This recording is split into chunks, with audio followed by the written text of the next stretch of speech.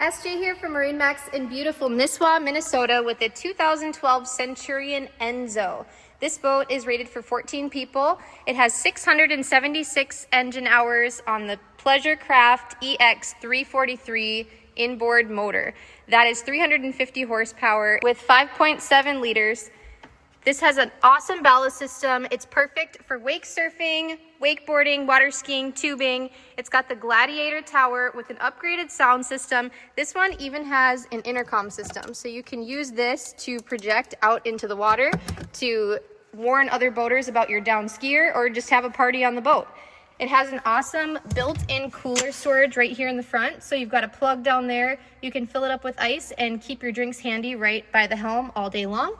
There's a bow windscreen to keep you warm and protected behind the wind on those chillier summer evenings. There's also a retractable heater hose here, and there is a blower back here as well. Lots of storage on this boat, lots more to see. We would love to take you out for a test drive or show you some more used boats that we have here at MarineMax in Nisswa. Go on our website, MarineMax.com, or call us today.